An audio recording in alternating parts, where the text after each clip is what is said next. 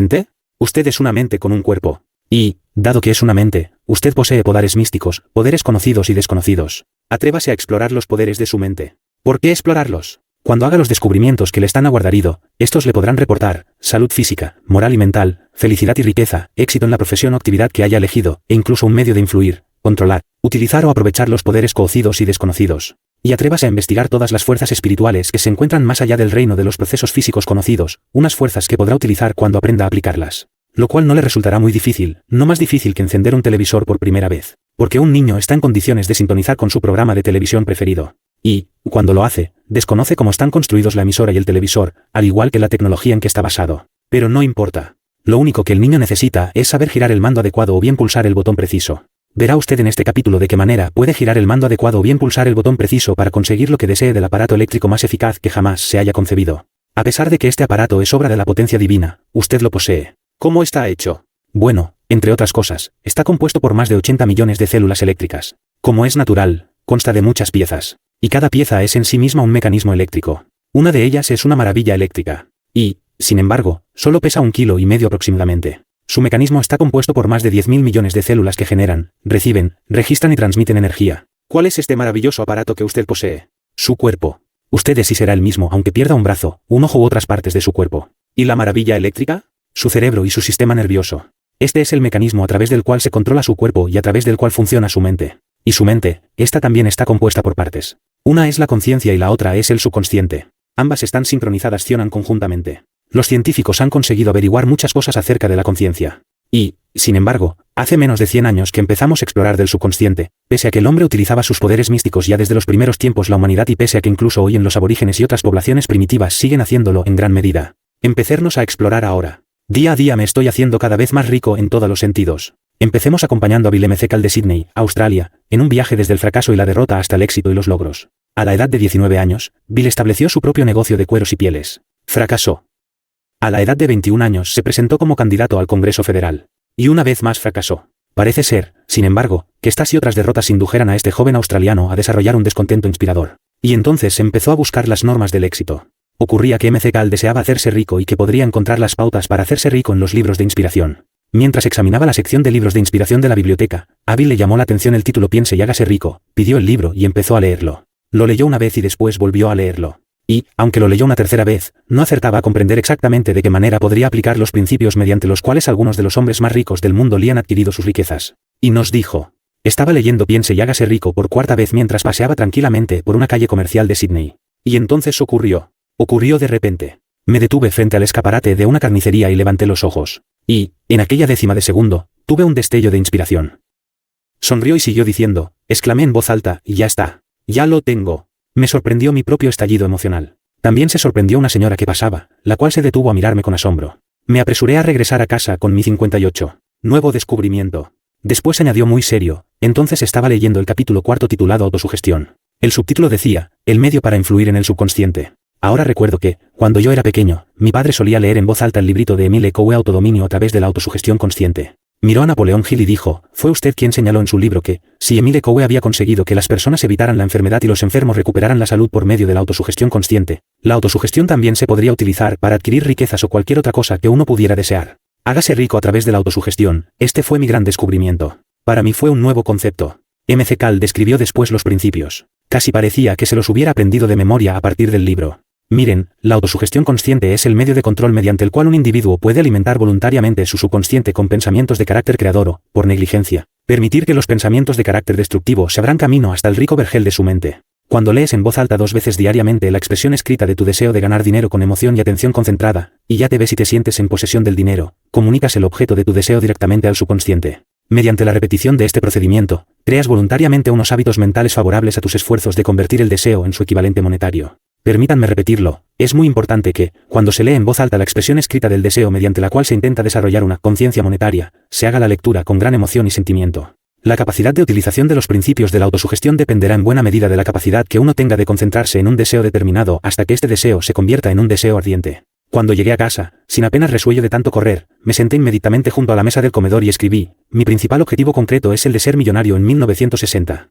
Luego añadió mirando a Napoleón Hill, usted señaló que una persona tenía que concretar la cantidad de dinero que quería y establecer una fecha. ¿Así lo hice? El hombre con quien estábamos hablando no era el joven Bill M. Call, que fracasó a la edad de 19 años. Era conocido como el honorable William M. Call, el miembro más joven que jamás hubiera tenido el Parlamento australiano, antiguo presidente de la Junta de Directores de la filial de la Coca-Cola en Sydney y director de 22 empresas de propiedad familiar. Y en cuanto a la riqueza, cabe señalar que se hizo millonario y llegó a ser tan rico como algunos de los hombres sobre los cuales había leído en el libro, que le permitió explorar el poder de su subconsciente con la autosugestión. Día a día voy siendo cada vez mejor en todos los sentidos. Observará usted que utilizamos la palabra autosugestión como sinónimo utilizado por M. Call recordó que, cuando beneficiado de un descubrimiento hallado en un libro CES, un descubrimiento cualquier utilizar con eficacia en cuanto conozca. Bill M. Call y su padre usted puede el poder de la autosugestión. Ahora bien, la autosugestión coe porque éste se atrevió a explorar los poderes de su propia mente y de la de los. Antes de hacer su gran descubrimiento, solía utilizar la hipnosis para curar las enfermedades físicas de sus pacientes. Sin embargo, tras haber hecho su gran descubrimiento, abandonó la utilización de la hipnosis.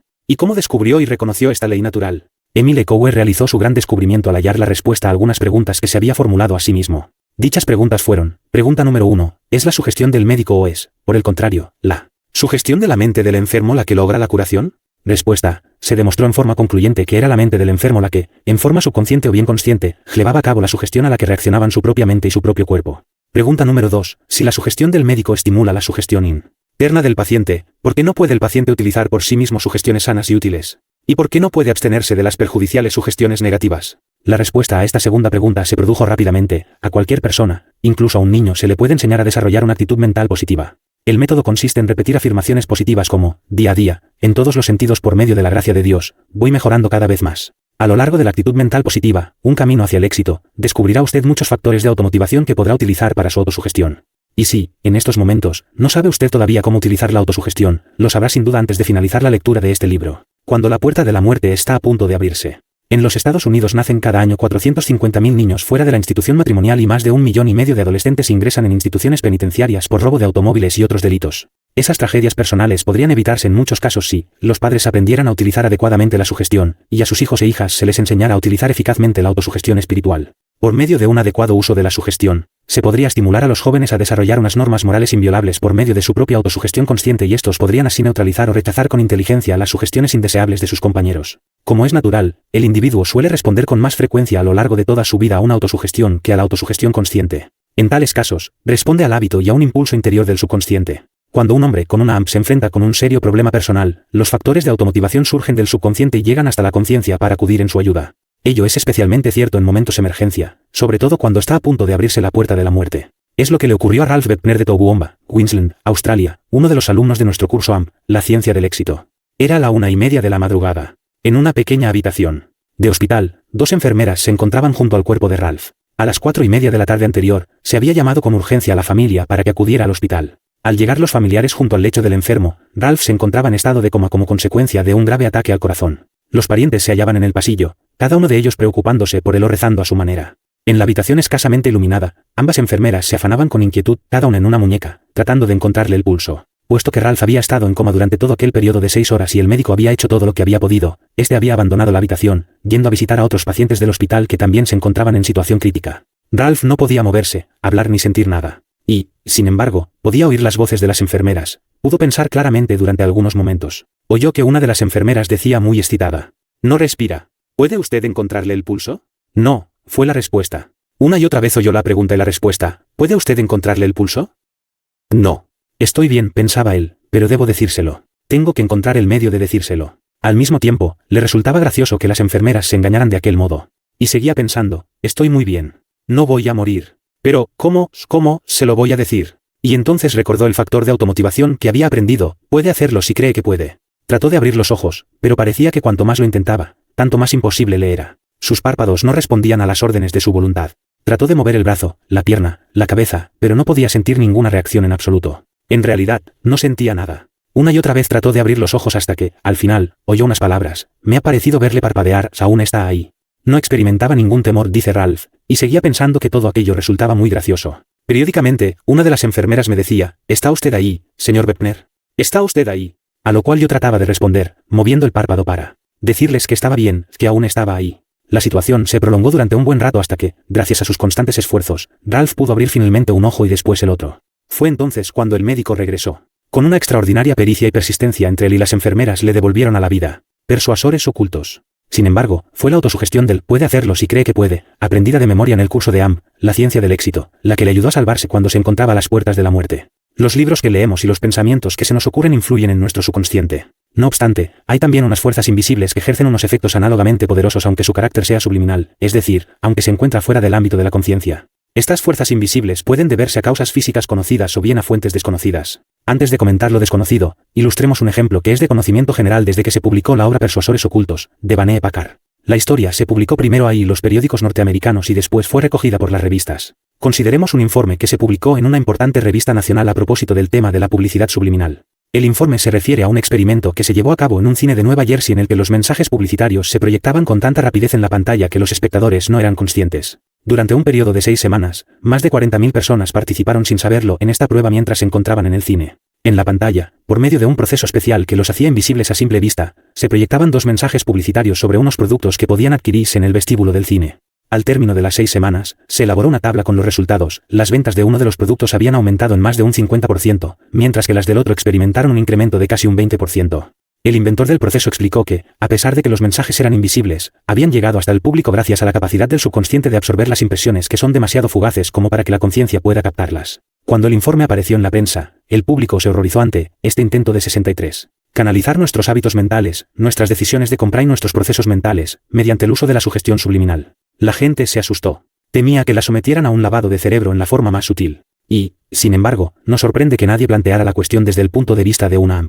La sugestión subliminal también puede emplearse para objetivos deseables. Todo el mundo sabe que el poder puede usarse para bien o para mal, según se dirija. Ahora que el experimento ha demostrado sus efectos, no hace falta mucha imaginación para comprender qué beneficiosos resultados podrían obtenerse en caso de que los siguientes factores de automotivación se proyectaran en una pantalla cinematográfica. Dios es siempre un Dios bueno. Día a día, en todos los sentidos, por medio de la gracia de Dios, va usted siendo cada vez mejor. Tenga el valor de enfrentarse con la verdad. Lo que el hombre puede concebir y creer, la mente del hombre lo puede alcanzar con una. Toda adversidad lleva la semilla de un beneficio equivalente o todavía mayor para aquellos que tienen una. Usted puede hacerlo si cree que puede. Este sería el planteamiento de la AM, siempre y cuando se obtuviera de antemano, como es lógico, el consentimiento del público.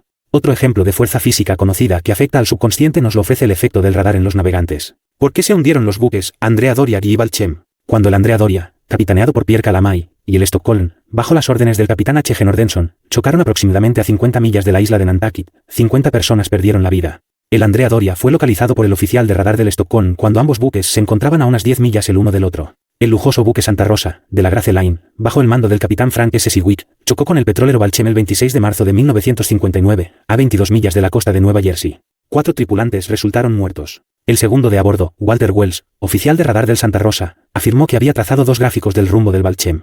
En ambos casos, las investigaciones no permitieron hallar una explicación satisfactoria de la causa de las colisiones. ¿Pudieron ser las ondas de los instrumentos de radar la verdadera causa? Tal vez Sidney Schneider tenga la respuesta. De joven, Sidney Schneider, de Skokie, Illinois, empezó a mostrar interés por el hipnotismo al observar cómo su hermano mayor, estudiante universitario, conseguía hipnotizar con éxito a su primer sujeto. Sidney se convirtió en un experto hipnotizador. Posteriormente trabajó como radiotelegrafista y como ingeniero electrónico. En la Segunda Guerra Mundial, Sidney Schneider se convirtió en una de las piezas fundamentales del sistema conocido como IAE, es decir, información, amigo o enemigo. Su misión consistía en cerciorarse de que todos los buques que abandonaran nuestro país estuvieran dotados de equipos de radar. Observó que, en algunas ocasiones, los oficiales de radar entraban en un estado de hipnosis, y no se percataban de que habían entrado en un estado de hipnosis cuando salían del mismo. Gracias a sus conocimientos hipnóticos y electrónicos, Schneider llegó a la conclusión de que la concentrada atención de los oficiales navales tenía lugar cuando las ondas del aparato de radar quedaban sincronizadas con las ondas cerebrales del oficial en cuestión. Basándose en esta teoría, modificó las ondas del instrumento de radar y eliminó la posibilidad de los estados hipnóticos.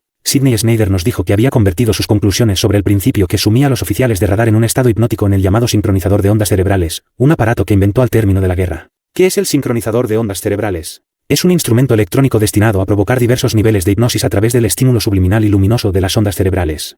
El instrumento puede utilizarse solo o bien combinado con una grabación magnetofónica de las sugestiones verbales del terapeuta. Al paciente no se le aplica ningún tipo de conexión física. Los resultados se obtienen a cualquier distancia a la que resulte visible la luz del TO. El aparato permite que la luz provoque hipnóticos en más del 90% de los sujetos en un promedio de 3 minutos. Apara.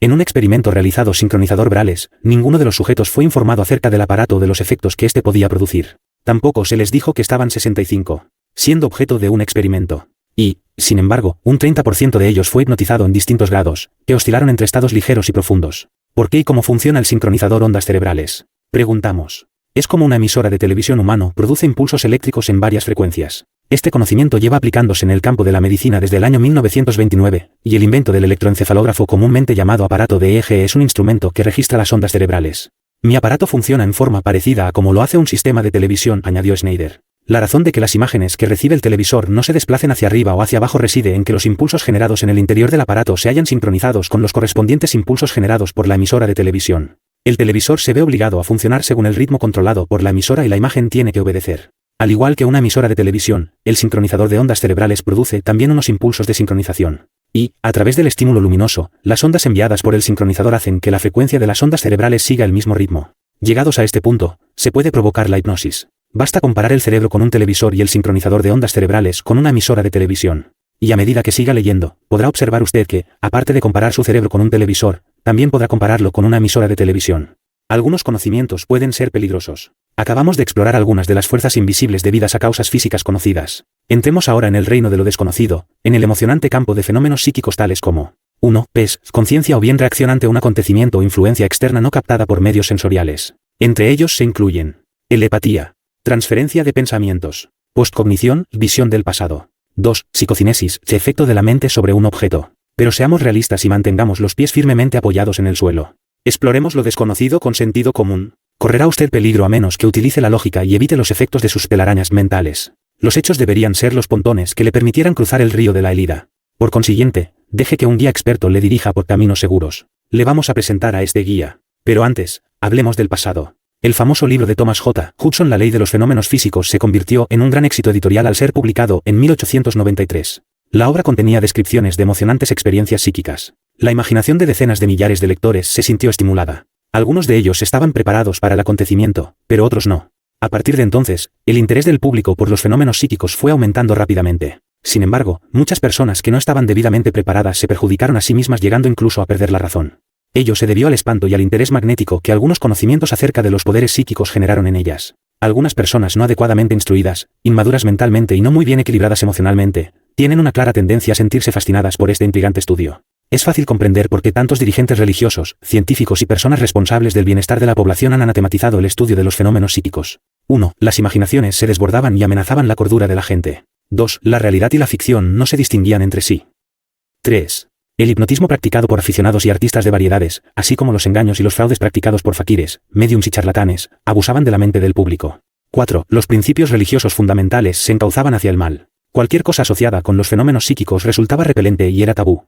A pesar de los peligros y tabúes y del ostracismo social o profesional, hubo hombres valientes, honrados y sensatos que exploraron la verdad. Pero fue la prolongada y valerosa lucha del Dr. Joseph Banks 67. Rinne, perteneciente en otros tiempos a la Universidad de Duke, con el estímulo y la ayuda de su esposa, la doctora Louisa E. Rinne, lo que dio un enfoque respetable al estudio de los fenómenos psíquicos. Ello se debió al intachable carácter del Dr. Rinne y a sus 30 años de experimentos controlados de laboratorio basados en leyes matemáticas. Su tarea fue muy difícil porque los fenómenos psíquicos espontáneos no suelen producirse en un laboratorio. Tales fenómenos ocurren cuando menos se espera, a menudo, cuando una persona se encuentra en un estado de gran tensión emocional o se ve dominada por un intensificado deseo obsesivo, coincidiendo con frecuencia con la muerte de algún ser querido. La compañía Westinghouse realiza inversiones en comunicaciones por PES. No cabe duda de que cualquier autor que trate hoy en día el tema de los fenómenos psíquicos procura ampararse en la respetabilidad del Dr. Rinne, haciendo referencia a la persona de este y a la Universidad de Duke de tal manera que sus propias teorías resulten digeribles. Nosotros no somos una excepción. Y le sugerimos con urgencia que, si el tema le interesa, lea la obra El alcance de la mente y los demás libros del Dr. Rinne como autor o coautor. Nuestra recomendación, deje que el Joseph Banks Rinne sea su guía. ¿Hasta qué extremo ha sido eficaz la labor del Dr. Rinne en lo relativo a romper la resistencia a fe, investigación y la creencia en estos extraños poderes de la mente? Nos parece que una buena prueba estriba en el hecho de que los sesudos hombres de negocios están convencidos de ello y están llevando a cabo experimentos por su cuenta. En el transcurso de una entrevista, el Dr. Peter A. Castruccio, director del Instituto Westinghouse de Astronáutica, confirmó que los científicos de la Westinghouse estaban realizando investigaciones con el fin de hallar un medio para utilizar la telepatía y la clarividencia en comunicaciones de larga distancia. El Dr. Castruccio mantuvo, además, muchas entrevistas con el Dr. Rinne antes de adoptar una decisión sobre la puesta en marcha de este gran experimento. ¿Alcanzarán el éxito las investigaciones encaminadas a utilizar la telepatía y la clarividencia con fines comerciales? Contestaremos de la siguiente manera: no hace mucho tiempo, la gente se burlaba de ciertas ideas que entonces resultaban increíbles, pero que hoy en día se dan por descontadas: la conversión de la materia en energía y de la energía en materia, la desintegración del átomo, los lights fabricados por el hombre, la propulsión a chorro, cualquiera de los artículos actualmente de uso cotidiano como, por ejemplo, los televisores. ¿Y qué decir de la computadora electrónica, diseñada a partir de la computadora humana, es decir, el cerebro y el sistema nervioso humanos? Todo ello lo concibieron, lo creyeron y lo llevaron a cabo hombres con una AM. Los aparatos que funcionan a la velocidad de la luz, es decir, a 300.000 km por segundo. Los aparatos que pueden calcular 40.000 operaciones aritméticas por segundo y detectar y corregir sus propios errores. Aparatos que se convirtieron en realidad porque el hombre introdujo en ellos unos circuitos eléctricos que funcionan en muchos sentidos como el sistema nervioso de nuestro propio cuerpo físico. Nuestra respuesta. Lo que la mente del hombre puede concebir y creer, la mente del hombre puede alcanzarlo con un AM. Sin embargo, ningún aparato o invento realizado por el hombre es tan maravilloso como la prodigiosa computadora humana que usted posee, su cerebro y su sistema nervioso, con la fuerza de su actividad eléctrica. El hombre es algo más que un cuerpo con un cerebro. Usted es una mente con un cuerpo, una mente que posee y recibe la influencia de poderes conocidos y desconocidos. Una mente compuesta de dos partes, la conciencia o el subconsciente. Aquí hemos acentuado más el concepto del subconsciente y de los poderes y fuerzas conocidas y desconocidas que influyen en él. Pero, ¿qué decir de la conciencia? Esta es también muy importante y a ella nos referiremos en el siguiente capítulo titulado Y algo más. Ahora, si su reacción a lo que ha leído no le ha permitido comprender de qué manera puede girar el mando adecuado o bien pulsar el botón preciso para conseguir lo que quiera de su propio aparato, atrévase a explorar los poderes de su mente. Siga los consejos de la guía N grados 4 y algo más. Guía N grados 4 ideas a seguir. 1. Usted es una mente con un cuerpo. Su cuerpo es un aparato eléctrico. Su cerebro es un mecanismo eléctrico maravilloso. 2. Su mente tiene dos partes, la conciencia y el subconsciente. Ambas funcionan conjuntamente. 3. Autosugestión consciente y sugestión son términos sinónimos. Y se contraponen a la autosugestión en tanto que actividad inconsciente. La autosugestión envía automáticamente mensajes desde el subconsciente a la conciencia así como a las distintas partes del cuerpo. En el subconsciente están localizados el hábito, la memoria, las normas inviolables de conducta, etc. 4. Día a día, en todos los sentidos, voy mejorando cada vez más. Las afirmaciones del propio yo, repetidas con frecuencia, rapidez y firmeza influyen en el subconsciente y lo impulsan a reaccionar. Bill M. Kahl adquirió riqueza mediante el uso de la autosugestión. 5. El gran descubrimiento de Coe fue el siguiente. Puede usted utilizar sugestiones sanas y positivas para ayudarse a sí mismo. Y puede también rechazar las sugestiones negativas y perjudiciales. 6. Aprenda a utilizar la adecuada sugestión para influir en los demás. Aprenda a utilizar las adecuadas autosugestiones conscientes. Cuando lo haga, podrá conseguir salud física, moral y mental, felicidad y éxito. PY7. Usted puede hacerlo si tiene una AMP y cree que puede. 8. Persuasores ocultos. Elija el planteamiento de la AMP. 9. Su cerebro envía energía en forma de ondas cerebrales. Y esta energía es una fuerza que puede influir en otra persona o en un objeto. 10. Algunos conocimientos pueden ser peligrosos.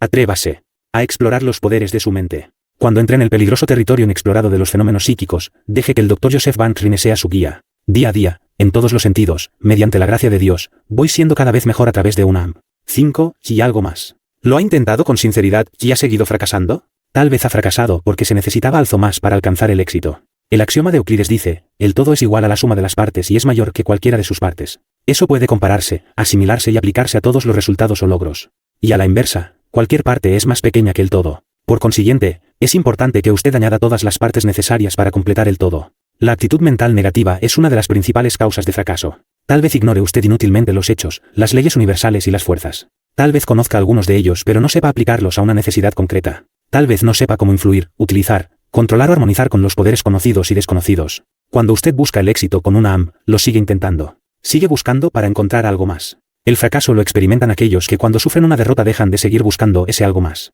Es fácil cuando se conoce algo más, y se adquieren los conocimientos prácticos. Dele un rompecabezas a un niño y es posible que no lo resuelva. Si sigue intentándolo y aprende a resolverlo, lo podrá recomponer con rapidez. Usted no es un niño, pero tal vez haya en la vida varios rompecabezas que desearía resolver. Los podrá resolver más fácilmente con una AM. Por ejemplo, había una vez un autor que escribió la letra de una canción, pero no lograba publicarla. George M. Cohan la compró y añadió algo más. Este algo más hizo la fortuna de George M. Cohan, quien se limitó a añadir 3 palabritas, hurra. Thomas Edison llevó a cabo más de 10.000 experimentos antes de conseguir la lámpara incandescente. Pero tras cada derrota seguía buscando algo más, hasta que al final encontró lo que andaba buscando. Cuando lo desconocido se convirtió para el inconocido, pudieron empezar a fabricarse innumerables cas. Para ello bastó con aplicar las leyes universales que siempre habían existido, pero antes un invento concreto. Existen muchos tratamientos y medidas preventivas contra las enfermedades. Pero es posible desconozcan. Las medidas médicas preventivas contra la poliomielitis eran desconocidas hasta principios de una ley universal previamente para. Puede usted ganar millones empleando. Pierde dinero, puede ganar otro millón, J e incluso más. Siempre y cuando conozca usted la fórmula y sepa aplicarla. Supongamos que no reconoce usted la fórmula que le ayudó a ganar su primer millón. Quizá fracase en su segundo intento por haberse desviado de los principios del éxito aplicables al caso. En su segundo intento, tal vez necesite introducir algunas modificaciones para adaptarse al cambio de situación. Pero los principios serán los mismos. Orville y Wilbur Wright consiguieron volar porque añadieron algo más. Muchos inventores habían estado a punto de inventar el avión antes de los hermanos Wright, quienes utilizaron los mismos principios que habían empleado los demás. Pero añadieron algo más. Crearon una nueva combinación. Y alcanzaron el éxito allí donde otros habían fracasado. Ajustaron unas planchas móviles de un diseño especial a los bordes de las alas para que el piloto pudiera controlarlas y conservar así el equilibrio del aparato. Estas planchas fueron las precursoras del moderno alerón. Observará usted que todas esas historias de éxito tienen un común denominador. En cada uno de los casos, el ingrediente secreto fue la aplicación de una ley universal no aplicada previamente. En eso estribaba la diferencia. Por consiguiente, si se encuentra usted en el umbral del éxito sin poder franquearlo, trate de añadir algo más. No tiene por qué ser mucho. Las palabras hip, hip, hurra, fueron suficientes para conseguir un éxito musical. Unas diminutas planchas fueron suficientes para hacer volar un avión tras el fracaso de otros. No es necesariamente la cantidad de este algo más, sino la calidad inspirada, lo que cuenta. ¿Por qué llegó el Tribunal Supremo a la conclusión de que Alexander Graham Bell había inventado el teléfono? Muchas personas afirmaron haber inventado el que Alexander Graham Bell. Entre los que afirmaban tener patentes anteriores estaban Gray, Edison, Dolbear, MC Donough Teléfono ante 72, Van der Weyde y Reis. Philip Reis fue el único que, al parecer, estuvo cerca del éxito. La pequeña diferencia que resultó ser una gran diferencia fue un solo tornillo. Reis no sabía que, en caso de haber girado el tornillo un cuarto de vuelta, hubiera transformado la corriente intermitente en corriente continua. Y entonces hubiera alcanzado el éxito. En la causa seguida ante el Tribunal Supremo, este señaló que Reis sabía lo que había que hacer para transmitir el lenguaje por medio de la electricidad es de todo punto evidente, puesto que en su primer escrito decía, en cuanto sea posible producir, en cualquier lugar y de cualquier manera, vibraciones cuyas curvas sean las mismas que las de cualquier tono o combinación de tonos determinada, recibiremos la misma impresión que aquel tono o aquella combinación de tonos hubieran producido en nosotros. El tribunal añadía. Reis descubrió cómo reproducir los tonos musicales, pero nada más. Podía cantar a través de su aparato, pero no podía hablar. Desde el principio hasta el final, él mismo lo ha reconocido así.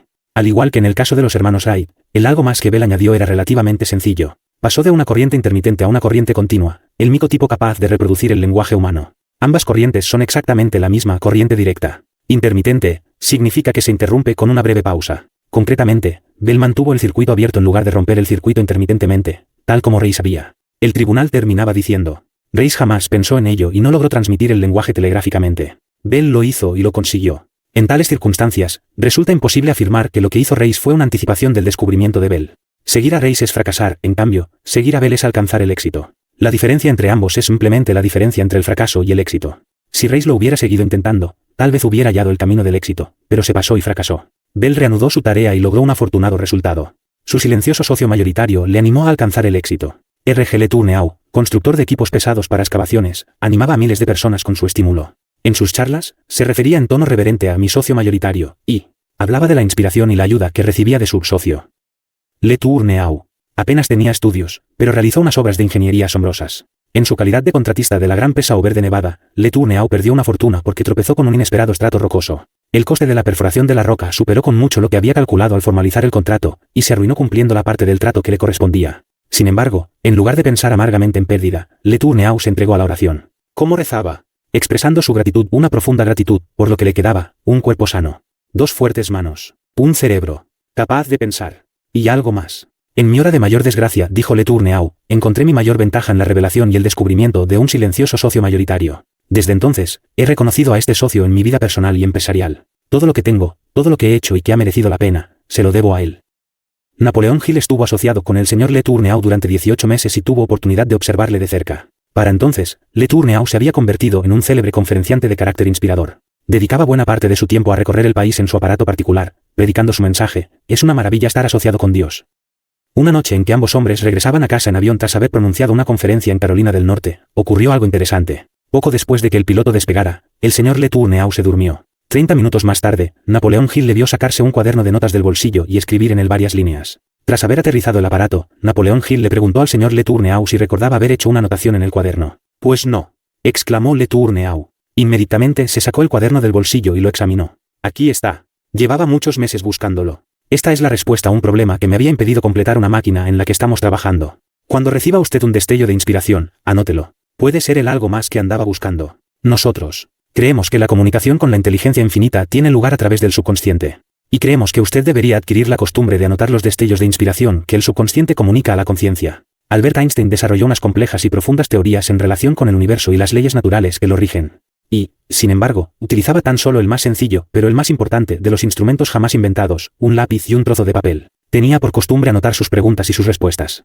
Usted podrá desarrollar sus poderes mentales cuando aprenda a desarrollar el hábito de hacerse preguntas a sí mismo, cuando adquiera la costumbre de utilizar lápiz y papel para anotar sus preguntas, sus ideas y sus respuestas. No es probable que Einstein y otros científicos hubieran llegado a sus célebres conclusiones si no hubieran aprendido a través de los conocimientos escritos de los matemáticos y científicos que les habían precedido. Tampoco es probable que Einstein lo hubiera intentado si no hubiera experimentado el impulso de buscar principios universales tras haber adquirido la costumbre de pensar y actuar. ¿Conoce usted a algún pensador o a alguna persona de éxito que no ha notado las ideas que se le ocurren? Aprenda del pensador creativo a pensar creativamente. Las obras Poder Creativo e Imaginación Aplicada, de Alex F. Osborne, de la agencia de publicidad Barton, Dustin y Osborne, ha estimulado a cientos de miles de personas a dedicarse al pensamiento creativo. Y lo importante es que estas personas también se han sentido impulsadas a emprender acciones positivas y constructivas. El pensamiento no es creativo a no ser que vaya seguido de.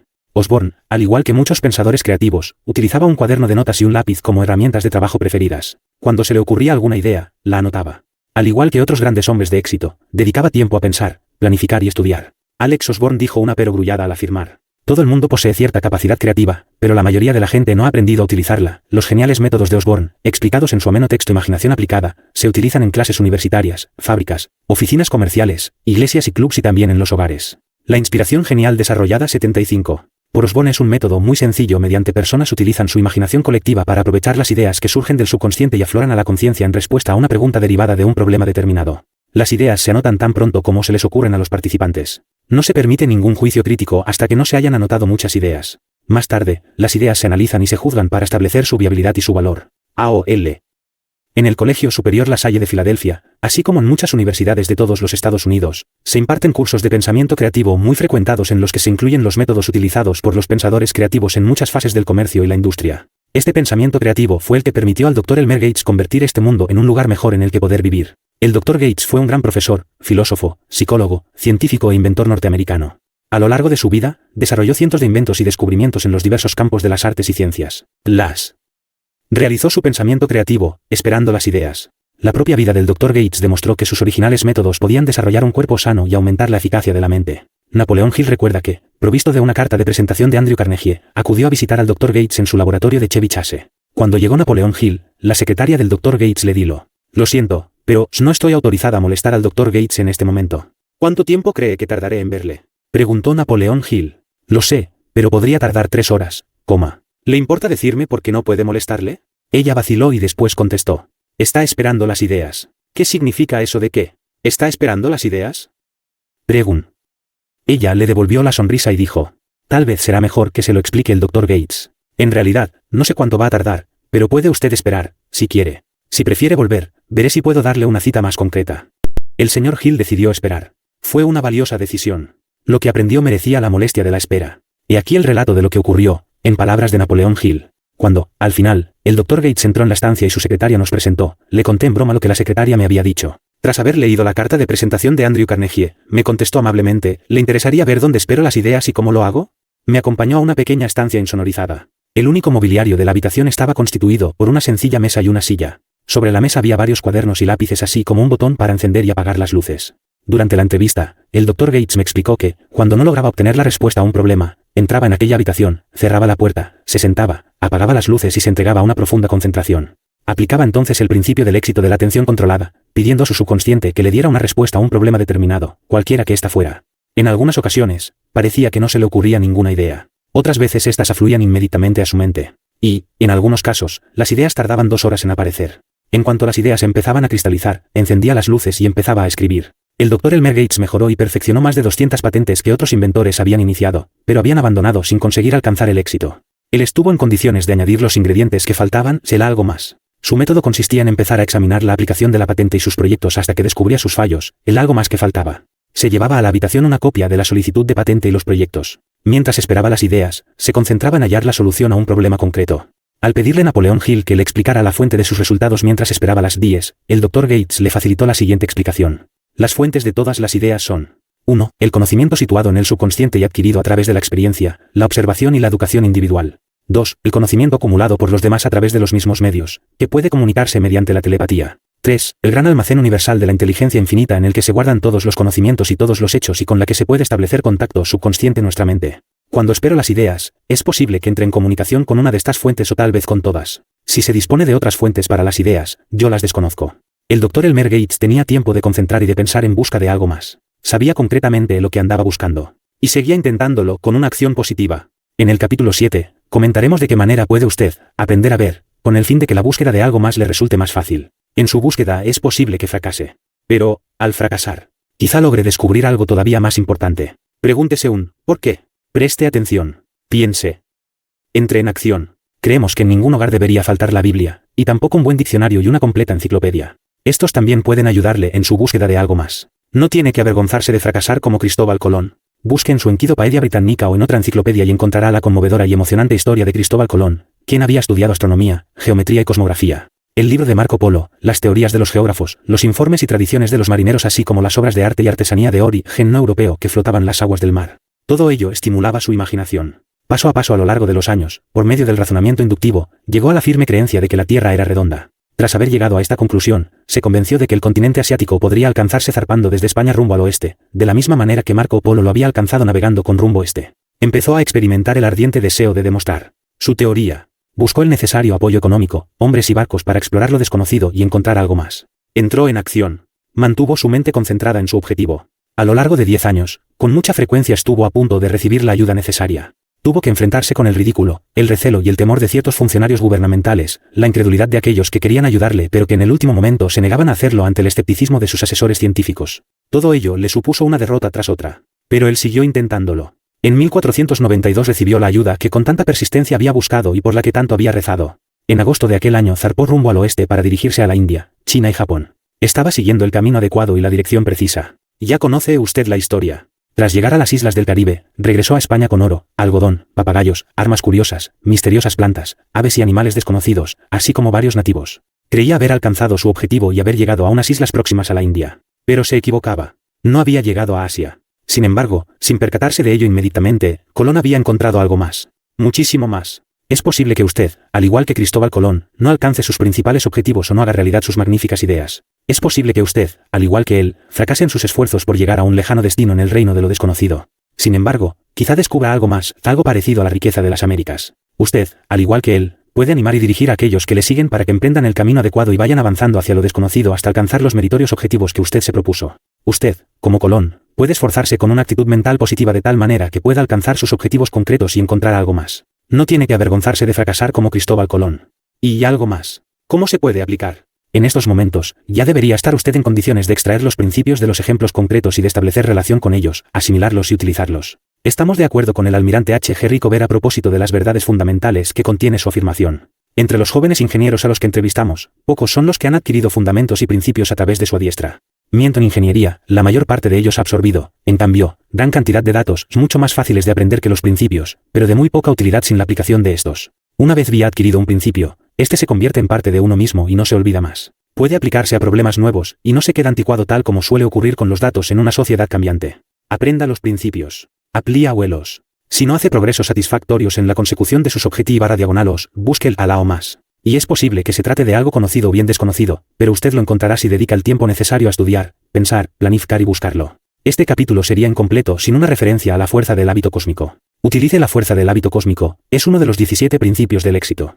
El concepto de la fuerza del hábito cósmico es muy fácil de entender, porque es el nombre que hemos dado a con acento poder aplicado de cualquier principio o ley natural o universal, conocido o desconocido. La fuerza del hábito cósmico puede definirse simplemente como el uso de la ley universal, tanto si usted la conoce como si no. Es fácil comprender, por ejemplo, que, cuando un objeto cae al suelo, se está aplicando la ley de la gravedad. Y, por consiguiente, cuando usted desea que un objeto caiga desde una determinada altura, utilice la fuerza del hábito cósmico. Y, en este caso concreto, la ley de la gravedad.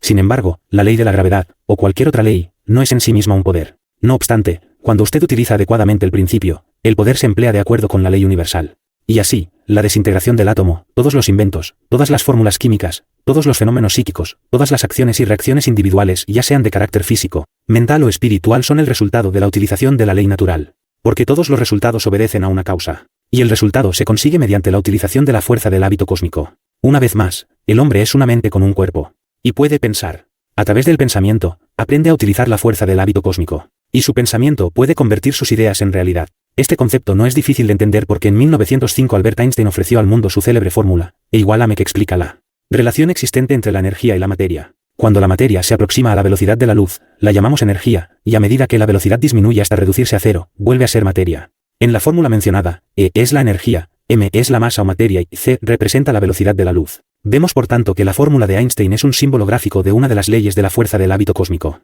Mediante la comprensión y la aplicación de esta fórmula, el hombre ha podido convertir la materia en energía y la energía en materia, y utilizar la fuerza atómica con propósitos constructivos tales como iluminar una ciudad, producir energía para un barco e incluso detalles cotidianos tales como generar calor para la cocina. Y algo más. Ahora podemos comprender que, puesto que la materia y la energía son una misma cosa, todo lo que hay en el universo está relacionado entre sí. ¿Tiene usted un problema? Estupendo. En el próximo capítulo aprenderá de qué manera puede adaptar a su propia vida muchas de las lecciones aprendidas en este capítulo. Y entonces podrá afrontar con éxito los problemas creados por la ley universal del cambio, la cual como toda ley natural es el resultado de la fuerza del hábito cósmico. Guía N grados 210 5 ideas a seguir. 1. Y algo más. ¿Qué significa para usted el importante principio que desarrolla este capítulo y cómo puede aplicarlo? 2. Si ha fracasado en un empeño, podría deberse a que le falta algo más, si el número que falta para una acertada combinación ganadora que le permita alzarse con el triunfo. 3. El todo es igual a la suma de las partes y es mayor que cualquiera de sus partes. Falta alguna parte que le impide alcanzar. 4. La pequeña diferencia entre el éxito y el fracaso es a menudo un algo más, hurra. Una plancha móvil aplicada al ala. Un cuarto de vuelta de un tornillo. 5. ¿Está usted asociado con su silencioso socio mayoritario? 6. Utilice los más sencillos, pero los más importantes instrumentos jamás inventados, papel y lápiz, para anotar los destellos de inspiración cuando estos se presenten. 7. ¿En qué difiere la técnica de las ideas geniales de la espera de las ideas? ¿Cuál es el valor de cada una de ellas? 8. Utilice el principio del éxito de la atención controlada. 9. No tema fracasar como Cristóbal Colón. 10. ¿Ha adquirido usted el hábito de aprender principios fundamentales o bien se limita a absorber cantidades de datos? 11. Entiende usted y puede aplicar su propia experiencia a las verdades y los principios fundamentales de la afirmación del almirante H. G. Rickover.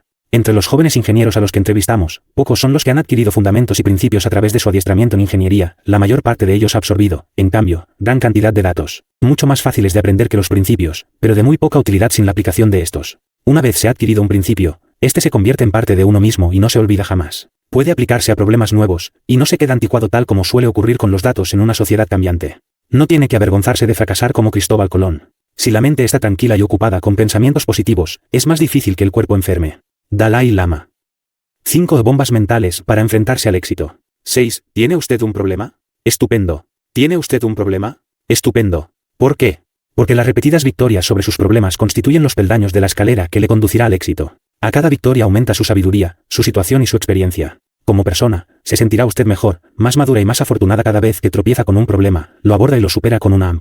Deténgase a pensar en ello un instante. ¿Conoce usted un solo ejemplo en que un verdadero logro de su vida personal o de la vida de algún personaje histórico no se haya debido a un problema con el que tuvo que enfrentarse? Todos tenemos problemas. Ello se debe a que usted y todo lo que existe en el universo se hallan en un constante proceso de cambio. El cambio es una ley natural inexorable. Lo importante para usted es que el éxito o el fracaso que puedan producirse al afrontar los desafíos del cambio dependen de su actitud mental. Puede usted dirigir sus pensamientos y controlar sus emociones, regulando de este modo su actitud.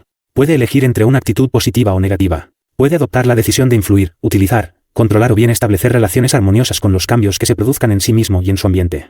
Puede encauzar su destino. Si afronta los desafíos del cambio con una AM, podrá resolver con inteligencia todos los problemas que se le planteen. ¿Cómo se afronta un problema con una AM?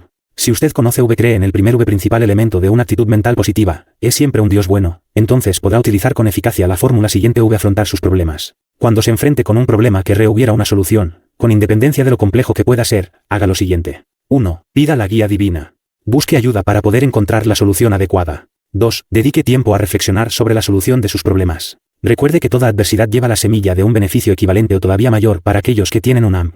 Y exponga el problema. Analícelo y defínalo. 4. Dígase a sí mismo con entusiasmo, estupendo. 5. Hágase a sí mismo preguntas concretas tales como: ¿qué tiene de bueno? ¿Cómo puedo convertir esta adversidad en la semilla de un beneficio equivalente o aún mayor? ¿Cómo puedo convertir esta desventaja en una ventaja aún mayor? 6. Siga buscando respuestas a dichas preguntas hasta que encuentre por lo menos una respuesta que pueda dar resultado. Ahora bien, hablando en general, los problemas que tendrá usted que afrontar serán de 3 clases: problemas personales, problemas familiares, y problemas comerciales o profesionales. Puesto que los problemas personales son los que con carácter más inmediato experimentamos todos nosotros, nos gustaría contarle la historia de un hombre que se enfrentó con los más graves problemas que un ser humano pueda tener. Mientras lea la historia, observe de qué manera aplicó la AMP a la solución de cada una de las dificultades hasta alcanzar la victoria definitiva. Afrontó el desafío de cambiar con una AMP en la penitenciaria de Leavenworth. Aquel hombre había nacido en la pobreza. Mientras cursaba estudios primarios, vendía periódicos y hacía de limpiabotas en los bares de la zona portuaria de Seattle para ayudar a su madre en los gastos de la casa. Más tarde se convirtió en grumete de un carguero de Alaska durante los meses de verano. Al finalizar los estudios superiores a los 17 años, se fue de casa. Se convirtió en uno de aquellos vagabundos que se desplazaban en tren de un lugar a otro de los Estados Unidos. Sus compañeros eran hombres curtidos. Empezó a jugar y se asoció con gentuza. Con los hombres de la llamada Legión de la Frontera. Los soldados de fortuna, los fugitivos, los contrabandistas, los cuatreros y gentes por el estilo eran sus compañeros. En México se incorporó a las fuerzas de Pancho Villa. Uno no puede estar cerca de estas actividades ilegales sin conocerlas, aunque no tengas nada que ver con ellas, dijo Charlie Ward. Mi error fueron las malas compañías. Mi mayor pecado. De vez en cuando ganaba elevadas sumas en el juego, pero después las perdía. Al final fue detenido, contrabando procesado y declarado culpable. Y, sin embargo, a lo largo de toda su vida, Charlie Ward sostuvo su inocencia de la acusación por la que había sido condenado. Tenía 34 años cuando ingresó en Leavenworth. Jamás había estado en la cárcel, a pesar de las malas compañías. Y se sintió amargado. Juró que ninguna prisión iba a ser lo suficientemente fuerte como para retenerle y aguardó la oportunidad de escapar. Pero entonces ocurrió algo. Charlie decidió cambiar su actitud de negativa a positiva. Afrontó el desafío de cambiar con una AM. Algo en su interior le dijo que dejara de ser hostil y que se convirtiera en el mejor recluso de la prisión. A partir de aquel momento, toda la corriente de su vida empezó a fluir en la dirección que le era más favorable. Gracias al simple cambio de una actitud mental negativa a una actitud mental positiva, Charlie Ward empezó a ser dueño de sí mismo. Cambió el sentido de su agresiva personalidad. Perdonó a los agentes federales causantes de su situación. Dejó de odiar al juez que le había sentenciado. Echó una mirada objetiva al Charlie Ward del pasado. Y decidió evitar en el futuro el menor asomo de mal. Intentó por todos los medios que su permanencia en la prisión resultara asible. En primer lugar, se hizo unas cuantas preguntas. Y por primera vez en su vida de adulto halló la respuesta en los libros, y sobre todo, en la Biblia. En su celda de la prisión empezó a leer la Biblia. La leyó y volvió a leerla. A partir de entonces hasta acaecida a los 74 años, siguió leyéndola todos los días, buscando en ella inspiración, guía y ayuda. Gracias a este cambio que se había producido en su actitud, y por consiguiente, en su comportamiento, empezó favorablemente la atención de los funcionarios de la penitenciaría. Y un día, un recluso que trabajaba en las oficinas le dijo que otro recluso que trabajaba en la central eléctrica iba a ser liberado dentro de 3 meses. Charlie Ward apenas sabía nada de electricidad, pero en la biblioteca de la prisión había libros sobre electricidad. Y estudió, aprendiendo todo lo que aquellos libros podían enseñarle. Al término de los 3 meses, Charlie ya estaba preparado y solicitó el puesto. Algo en sus modales y en su tono de voz impresionó al director adjunto. Este algo era la seriedad y la sinceridad de la actitud mental positiva de Charlie Ward. Obtuvo el puesto. Gracias a sus continuos estudios y a su trabajo con una AM, Charlie Ward se convirtió en superintendente de la central. Sion con 150 hombres bajo sus órdenes. A cada uno de ellos trataba de alentarlo con el fin de que sacara el mejor partido de su situación. Cuando Herbert Hughes Bigelow, director de la Brown y Bigelow de St. Paul, Minnesota, ingresó en Leavenworth por un delito de evasión de impuestos, Charlie Ward hizo también amistad con él. Es más, se tomó toda clase de molestias para animar a Bigelow a adaptarse al ambiente. El señor Bigelow tuvo en tanta estima la amistad y la ayuda de Charlie que, cuando estaba a punto de finalizar su periodo de condena en la prisión, le dijo: «Has sido muy bueno conmigo. Cuando salgas, ven a St. Paul. Tendremos un empleo para ti». 5 semanas más tarde, Charlie salió de la prisión y se dirigió a St. Paul. Cumpliendo lo prometido, el señor Bigelow le dio a Charlie un empleo de obrero con un salario de $25 semanales. Gracias a su AM, Charlie ascendió a capataz en 2 meses. Al cabo de un año fue nombrado superintendente. Al final se convirtió en vicepresidente y director general. Y, a la muerte del señor Bigelow, Charlie fue nombrado presidente de la Brown y Bigelow y siguió ocupando este cargo hasta su muerte acaecida muchos años más tarde. Bajo la dirección de Charlie, las ventas aumentaron de menos de $3 millones a más de 50 millones anuales. Brown y Bigelow se convirtió en la empresa más importante del sector. Gracias a su actitud mental positiva y a su deseo de ayudar a los menos afortunados, Ward alcanzó por su parte la paz de espíritu, la felicidad, el amor y las mejores cosas de la vida. Por decreto presidencial, recuperó sus derechos de ciudadano en reconocimiento a su vida ejemplar. Quienes le conocían le apreciaban sobremanera y se sentían inspirados a ayudar también a los demás. Tal vez una de sus más insólitas y elogiosas actividades fue la de proporcionar trabajo a más de 500 hombres y mujeres salidos de las prisiones. Estos siguieron rehabilitándose bajo su atenta y comprensiva guía e inspiración. Jamás olvidó que él también había sido un recluso. Llevaba un brazal con una etiqueta en la que figuraba su viejo número de recluso como símbolo. Charlie Ward había sido condenado a una pena de prisión, y fue estupendo. ¿Por qué? ¿Quién sabe lo que hubiera podido ser de Charlie Ward de haber seguido por el camino que había emprendido? En cambio, en la cárcel se enfrentó con el reto del cambio. Y allí aprendió a utilizar la AM para resolver sus problemas personales. Hizo que su mundo fuera un mundo mejor en el que poder vivir. Se convirtió en 87. Un hombre mejor y más maduro. Nadie sabrá jamás exactamente el número de necesitados que han rezado pidiendo bendiciones para Charlie Ward en respuesta a sus más íntimos pensamientos.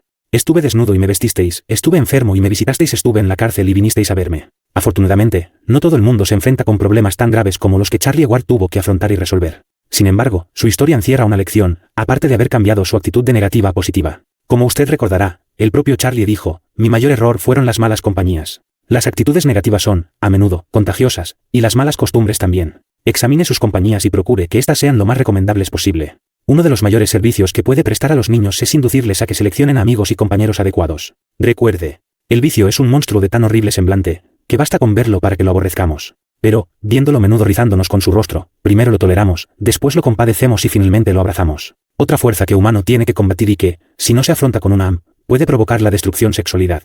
La sexualidad es el factor que plantea el mayor desafío de cambio. Todo ser humano tiene capacidad para decidir si utilizará la tremenda fuerza de la sexualidad para el bien o para el mal. Cada ser humano tiene que luchar con los problemas que surgirán en su vida a causa de la sexualidad. ¿Puede usted cambiar la sexualidad en virtud o en vicio? Uno de los dones más grandes de Dios a la humanidad es el poder de procrear un ser humano. La sexualidad es el medio de la procreación. Es un poder. Y, como todo poder, puede utilizarse para bien o para mal. En la sexualidad es una función física del cuerpo controlada por su consciente y por la conciencia. Los órganos físicos de la sexualidad, obra de Dios, son buenos como toda su creación. La pequeña diferencia, que constituye una gran diferencia entre el hecho de que el poder de la sexualidad sea un vicio o una virtud es la actitud mental. La emoción inherente a la sexualidad es una de las fuerzas más poderosas del subconsciente. Los efectos de su fuerza motivadora pueden ser observados mucho antes de la adolescencia.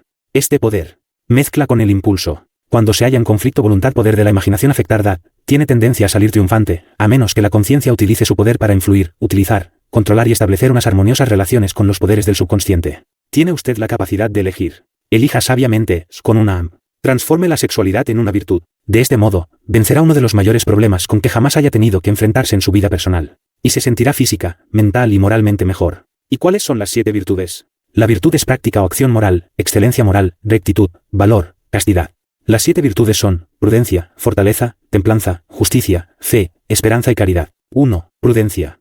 Capacidad de gobernar y disciplinar el propio yo mediante el ejercicio de la razón. 2. Fortaleza. Fuerza mental que permite a una persona afrontar el peligro o soportar el dolor o la adversidad con valentía. Es la posesión del valor necesario para afrontar aquello que repugna o asusta, o bien para afrontar el esfuerzo de una tarea que nos haya sido impuesta. Sus sinónimos son el coraje, la firmeza, el ánimo y la determinación. 3. Templanza. Habitual moderación en la satisfacción de los apetitos y pasiones. 4. Justicia. El principio ideal de la justa actuación o de la adecuada acción, también la conformidad a este principio o ideal, integridad. 5. Fe. Confianza en Dios. 6. Esperanza. El deseo, ansiando obtener lo que se desea, o la creencia de que ello puede conseguirse. 7. Caridad. El acto de amar a todos los hombres como hermanos porque son hijos de Dios. Acentúa la benevolencia en la entrega y en la amplia comprensión de los demás con generosa tolerancia. 8. ¿Cómo puede usted cambiar el poder de la sexualidad en lo bueno y lo bello? Podrá usted hallar una clara respuesta si la busca a medida que vaya leyendo y estudiando este libro. Logrará resultados positivos cuando usted establezca relación con los principios y los asimile en su propia vida. Guientes sugerencias le serán útiles en la búsqueda de la respuesta a medida que vaya leyendo. 1. Mantenga su mente centrada en las cosas que quiere y apartada de las que no quiere. Ello significa que hay que centrar la mente en los objetivos deseables inmediatos, intermedios y distantes. El instinto de la sexualidad en el subconsciente se mostrará paciente en caso de que tenga la esperanza de que usted cumplirá su misión en la vida.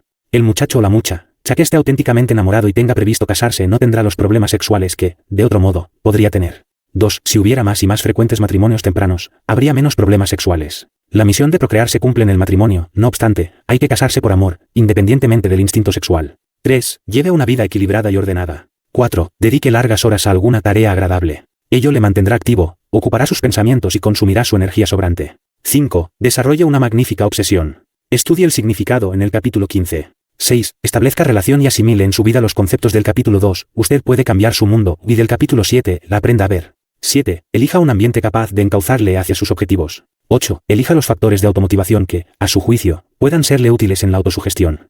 Apréndaselos de memoria. Conviértalos en parte de sí mismo de tal manera que, en momentos de necesidad, pasen de su subconsciente a su conciencia en calidad de elementos de autosugestión. Sin embargo, no todos los problemas de la vida personal son de carácter tan profundo y penetrante. Muchas veces, lo único que hace falta para afrontar un problema inmediato es rapidez de pensamiento, capacidad de adaptación y echar un vistazo suplementario a la situación que está provocando el problema. A menudo basta una idea, seguida de la acción, para convertir el fracaso en éxito. Basta una idea, seguida de la acción, para alcanzar el éxito allí donde otros han fracasado. En 1939, en la North Michigan Avenue, Chicago, en un sector conocido como la Milla Magnífica, el alquiler de oficinas atravesaba un mal momento. Un edificio tras otro tenían las plantas vacías, el que conseguía alquilar consideraba afortunado. Era un mal año para los negocios y la AMN se cernía sobre el sector inmobiliario de Chicago como una nube. Se olan comentarios tales como, de nada sirve poner anuncios, no hay dineros, o ¿qué podemos hacer?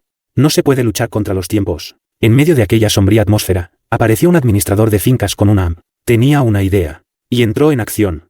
Aquel hombre fue contratado por la compañía de seguros Northwestern Mutual Life Insurance con el fin de que administrara un gran edificio de la North Michigan Avenue que había adquirido gracias a un juicio hipotecario. Cuando el hombre se hizo cargo del mismo, el edificio estaba ocupado tan solo en un 10%. Al cabo de un año, la ocupación era del 100%, con una larga lista de espera. ¿Cuál fue el secreto? El nuevo administrador aceptó el problema de la falta de demanda de despachos como un reto y no ya como una desgracia. He aquí lo que hizo, según él mismo explicó en el transcurso de una entrevista.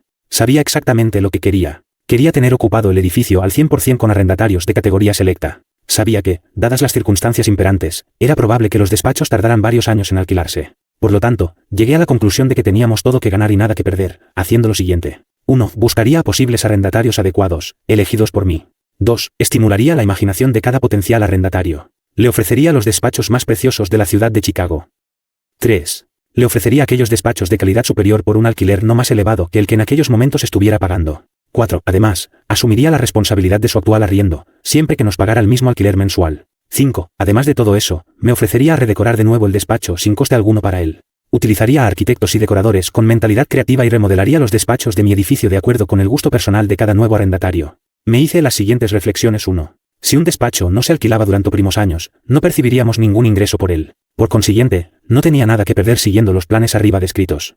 Era posible que al acabar aquel año no hubiéramos obtenido ninguna ganancia, pero no estaríamos en peores condiciones que si no hubiéramos actuado. Y nuestra situación sería mejor, porque habríamos complacido a unos inquilinos que en los años futuros nos proporcionarían unos alquileres seguros. 2. Además, es una costumbre establecida alquilar despachos tan solo por un año. En la mayoría de los casos, quedarían por pagar tan solo unos cuantos meses del antiguo arriendo de mi nuevo inquilino. El hecho de hacernos cargo de estos alquileres no supondría por tanto un riesgo demasiado grande. 3. En caso de que un arrendatario se fuera al término de aquel año, sería relativamente fácil volver a alquilar el despacho en un edificio bien ocupado. La decoración del despacho no sería dinero perdido porque aumentaría el valor de. 4. El resultado fue maravilloso. Cada nuevo despacho decorado parecía más bonito que el anterior. Los inquilinos se mostraron tan entusiasmados que muchos se gastaron sumas adicionales. En un caso, un arrendatario se gastó otros $2,000 en reformas. Y así, al término de aquel año, el edificio que había empezado con solo un 10% de ocupación terminó ocupado al 100%. Ninguno de los inquilinos quiso marcharse tras expirar el contrato de un año. Se mostraban contentos con sus nuevos despachos ultramodernos.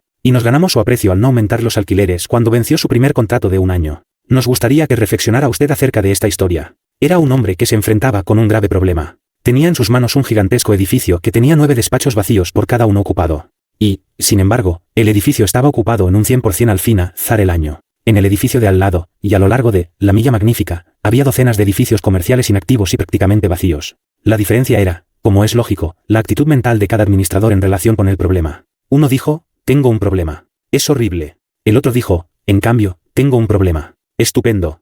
El hombre que considera sus problemas como oportunidades en potencia y que los examina en busca del elemento positivo que sin duda contienen es el hombre que comprende la esencia de la AMP. El hombre que desarrolla una idea que puede dar resultado y la campaña de la acción convertirá el fracaso en éxito. La norma se repite una y otra vez, los problemas y las dificultades mejor que nos hubiera podido ocurrir. Siempre y cuando los transformemos en ventajas. Como usted ve, el problema con el que se enfrentó el administrador de la finca ocurrió durante los años de la depresión. La situación era todavía muy grave en el año 1939 en que resolvió su problema. Pero había sido mucho peor. Los problemas económicos de la nación y del mundo surgieron como resultado de la depresión. Estas depresiones se deben a los ciclos de la vida económica de una o de varias naciones. Sin embargo, no hay por qué permanecer ociosos. No hay necesidad de dejarse zarandear de un lado para otro por los ciclos de la vida. Es posible afrontar el problema de los ciclos y superarlo con inteligencia. Al hacerlo así, a menudo se hace fortuna. Haga fortuna o alcance sus objetivos por medio de la comprensión de los ciclos y las tendencias. Hace muchos años, Paul Raymond, vicepresidente encargado de los préstamos del American National Bank y de la Trust Company de Chicago, prestó un servicio a los clientes de su banco. Les envió el libro de Dewey y Dakin titulado Ciclos. Posteriormente, muchos de aquellos clientes hicieron grandes fortunas. Aprendieron y comprendieron la teoría de los ciclos y tendencias comerciales. Algunos pertenecerán al grupo de personas que no perderán las fortunas que amasaron, con independencia de los cambios económicos. Edward R. Dewey, que ha sido durante muchos años director de la Fundación para el Estudio de los Ciclos, señala que todo organismo viviente, sea este un individuo, un negocio o una nación, crece hasta alcanzar la madurez, se estanca y muere. E indica lo que no es menos importante, una solución por medio de la cual, aparte de la tendencia o el ciclo, usted, como individuo, puede hacer algo al respecto. Puede afrontar con éxito el desafío del cambio. Puede desafiar la tendencia en relación con usted mismo y con sus propios intereses, independientemente de la tendencia general, con nueva vida, nuevo brío, nuevas ideas y nueva actividad. Se anticipó a un ciclo descendente y se preparó para ascender. Antes de que los periódicos empezaran a comentar la recesión que se inició en la segunda mitad de 1957, uno de los clientes del banco entró en acción. Su organización emprendió agresivas actividades comerciales con una actitud mental positiva. En 1958, su empresa registró un incremento de más de un 30%, en comparación con el del año anterior que había sido tan solo de un 25%. Sin embargo, se registraba en todo el sector una tendencia descendente. A veces, el ciclo que plantea un problema no es un ciclo que afecta a una industria o a toda una nación. Puede ser un ciclo dentro de un sector determinado. Este problema también se puede prever y abordar de antemano. Piense en el constante desarrollo de muchas empresas norteamericanas que, siguiendo el curso normal de los acontecimientos, hubieran tenido que crecer hasta alcanzar la madurez, estancarse y morir. DuPont de Nemours y CO. Constituye un destacado ejemplo al respecto. Afrontaron el desafío con nueva vida, nuevo brío, nuevas ideas, nueva actividad. Es ocioso señalar que la E.I. DuPont de Nemours y CO, Inc. ha seguido creciendo. Pero, ¿cuál es la causa de su éxito? ¿Por qué no ha seguido el ciclo natural del desarrollo, la madurez, el estancamiento y la muerte? La DuPont ha afrontado el desafío del cambio con nueva vida, nuevo brío, nuevas ideas, nueva actividad. Sus ejecutivos han abordado el problema con una AMPI con voluntad de superarlo. Han seguido realizando investigaciones y están haciendo constantemente nuevos descubrimientos, desarrollando nuevos productos y perfeccionando los anteriores. Inyectan nuevos ímpetus en su gestión y analizan y mejoran sus métodos de venta. Aprenda de su éxito. El propietario de un pequeño negocio puede hacer estudios y realizar experimentos. Puede usted establecer relación y asimilar los principios utilizados en esta gran empresa. Usted también puede seguir desarrollándose con vigorizantes inyecciones de nuevas ideas, nueva vida, nuevo brío, nueva actividad. Puede usted cambiar una tendencia descendente y convertirla en ascendente. Puede usted ser distinto. Cuando otros flotan corriente abajo, usted puede moverse corriente arriba. Por consiguiente, muchos de los ejemplos que se han ofrecido y se ofrecerán en este libro vienen a decirle que, si tiene un problema, es estupendo. Estupendo si usted aprende a ver cómo convertir la adversidad en la semilla de un beneficio equivalente o todavía mayor. Es posible que no haya usted captado todavía al principio. El siguiente capítulo, titulado Aprenda a ver, puede ayudarle. Guía número 6. Ideas a seguir. 1. Por consiguiente, ¿tiene usted un problema? Estupendo. ¿Por qué? Porque cada vez que afronta un problema y lo aborda y conquista con una AM, se convierte en una persona mejor, más madura y más próspera. 2. Todo el mundo tiene problemas. Los que poseen una AM convierten sus adversidades en semillas de beneficios equivalentes o todavía mayores. 3. Su éxito o su fracaso al afrontar los problemas planteados por los desafíos del cambio estarán determinados por su actitud mental. 4. Puede usted dirigir sus pensamientos, controlar sus emociones y encauzar su destino reconociendo, estableciendo relación, asimilando y aplicando los principios que sean aplicables a su caso y que encontrará en este libro. 5. Dios es siempre un Dios bueno. 6. Cuando tenga un problema, pida la guía divina, piense, exponga el problema y analícelo, adopte la AM del estupendo y después convierta la adversidad en semilla de un mayor beneficio. 7. Charlie Ward constituye un destacado ejemplo de un hombre que afrontó con éxito los desafíos del cambio mediante el desarrollo de una AM. 8. La sexualidad es el mayor desafío al cambio. Cambie el aspecto emocional de la sexualidad en virtud. 9. Las 7 virtudes son prudencia, fortaleza, templanza, justicia, fe, esperanza y caridad. La actitud mental positiva, un camino hacia el éxito, le indica de qué manera puede establecer relación con estas cualidades, incorporándolas a su vida. 10. Una buena idea seguida de la acción puede transformar el fracaso en. ¿Tiene un problema? Estupendo. ¿Por qué? Será la semilla de mayores beneficios para los que tienen una AM. 7. Aprenda a ver.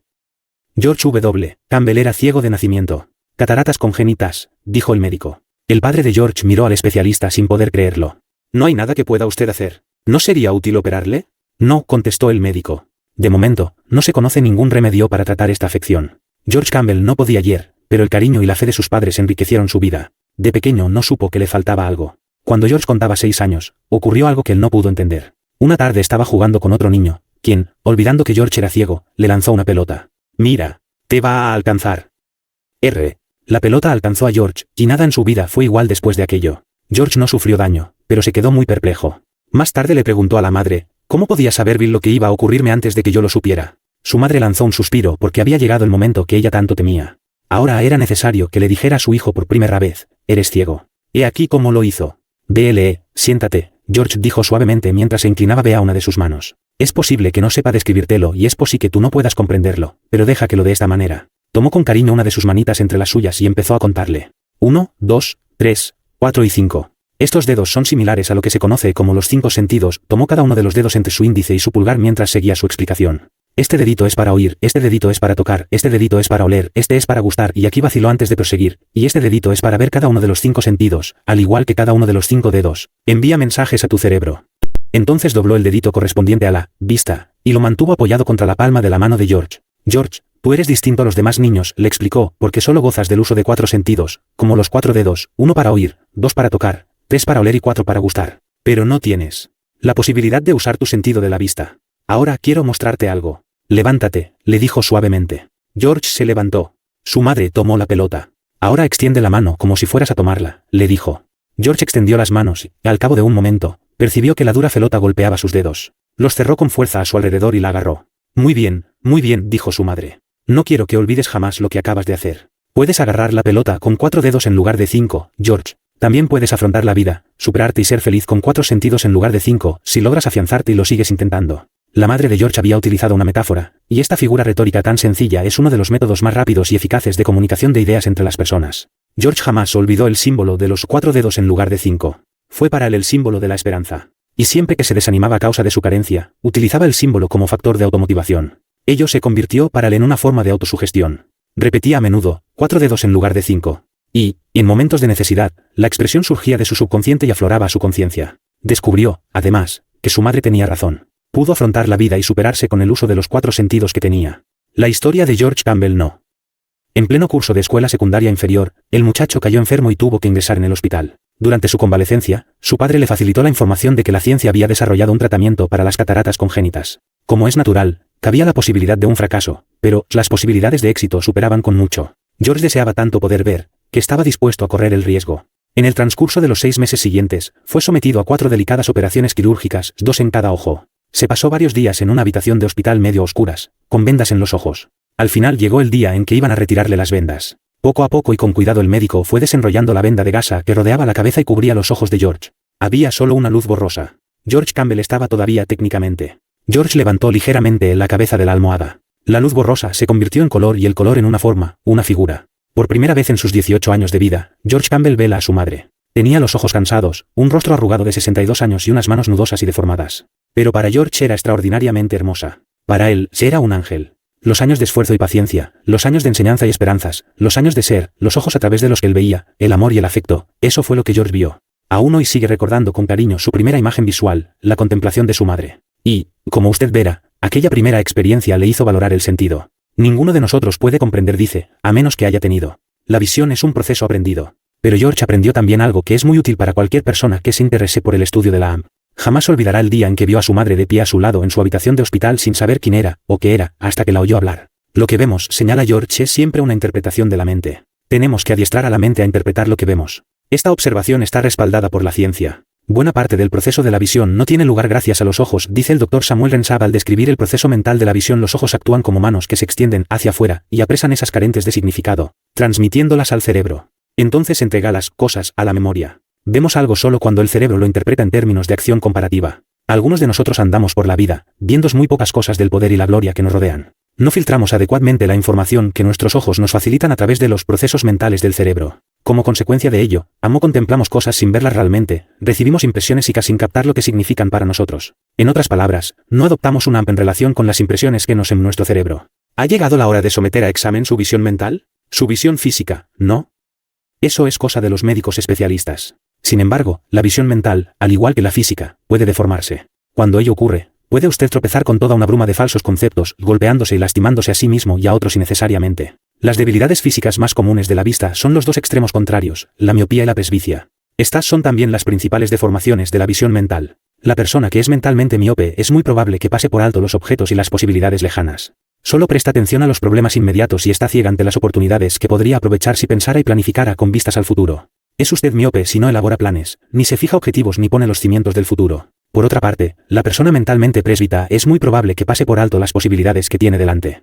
No ve las oportunidades que tiene a mano. Solo ve un mundo de sueños del futuro, sin relación con el presente. Quiere empezar por arriba, en lugar de ir subiendo poco a poco. Y no comprende que la única tarea que se puede empezar por arriba es la tarea de cavar un hoyo. Miraron y comprendieron lo que veían. Por consiguiente, en el transcurso del proceso de aprender a ver, deberá usted desarrollar tanto su visión de cerca como su visión de lejos. Las ventajas del hombre que sabe ver lo que tiene delante son enormes. Durante años, la población de la pequeña localidad de Darby, en Montana, había contemplado lo que llamaban la montaña de cristal. La montaña había recibido este nombre porque la erosión había dejado al descubierto un saliente de cristal ligeramente brillante que parecía salgema. Ya en 1937 se había construido un camino de mulos justo sobre aquel saliente. Pero hasta 1951-14 años más tarde, no hubo nadie que se tomara la molestia de agacharse, tomar un fragmento de aquella centellante materia y examinarlo detenidamente. Aquel año de 1951, 2 hombres de Darby, el señor A. Cumley y el señor L. Thompson, vieron una exposición de minerales en la ciudad. Thompson y Cumley denunciaron la existencia de la mina en la montaña de cristal. Thompson envió una muestra del mineral a la oficina de minas de Spokane, junto con la petición de que se enviara a un técnico para que examinara un depósito muy grande de mineral. Más adelante, aquel mismo año, la oficina de minas envió una apisonadora a la montaña y excavó lo suficiente como para poder asegurar que allí había efectivamente uno de los mayores depósitos del mundo del tan valioso berilo. Hoy en día grandes excavadoras ascienden trabajosamente a la montaña y vuelven a bajar cargadas con el metal muy pesado, mientras al pie de la montaña, esperando prácticamente con billetes de dólares en las manos, se encuentran representantes de la Steel Company de los Estados Unidos y del gobierno de los Estados Unidos, todos ellos deseosos de adquirir el preciado mineral. Todo porque un día 2 jóvenes no solo vieron con sus ojos sino que, además, se tomaron la molestia de ver con sus mentes. Hoy en día, aquellos hombres llevan camino de convertirse en multimillonarios. Una persona mentalmente presbita no hubiera podido hacer lo que Thompson y Cumley hicieron. Deformada. Porque es el hombre que solo puede ver los valores lejanos sin percatarse de las ventajas. ¿Fortuna en el umbral de su casa? Mire a su alrededor. Cuando se dedica a sus tareas cotidianas, tropieza con algunas pequeñas áreas de irritación. Tal vez pueda ocurrírsele algún medio de superarlas. Un medio que sea útil no solo para usted sino también para los demás. Muchos hombres han ganado fortunas dedicándose a satisfacer sencillas necesidades. Es lo que le sucedió al hombre que inventó la horquilla de presión para fijar el cabello y al que ideó el sujetapapeles, así como al creador de la cremallera corriente. Mire a su alrededor. Aprenda a ver. Tal vez encuentre hectáreas de diamantes en su propio patio de atrás. No obstante, la miopía mental puede constituir un problema tan grande como la presbicia mental. El hombre que tiene este problema solo ve lo que tiene ante sus narices, sin prestar atención a las posibilidades lejanas. Es el hombre que no comprende la fuerza de un plan. No comprende el valor de la reflexión. Está tan ocupado con las dificultades inmediatas que no permite que su mente busque en la lejanía nuevas oportunidades y tendencias y se forje una imagen de conjunto. El hecho de poder ver el futuro es uno de los más espectaculares logros del cerebro humano. Allá en pleno cinturón de agrios de Florida hay una pequeña ciudad llamada Winter Haven. La campiña circundante está dedicada a tierras de labranza. Casi todo el mundo la consideraría una zona inadecuada para la atracción turística. No tiene playa ni montañas, tan solo muchos con pequeños lagos y pantanos cipreses. Sin embargo, a aquella zona acudió un hombre que vio de aquellos pantanos de cipreses con una visión otros llamaba Richard Pope. Dick Pope adquirió una de aquellas viejas lagunas de cipreses, la cercó con una valla y ha rechazado por los renos $1.000.000 por los mundialmente famosos jardines de los cipreses. Como es natural, no fue tan sencillo como puede parecer. A lo largo de todo el camino, Dick Pope tuvo que ver oportunidades en su situación. Hubo, por ejemplo, la cuestión de la publicidad.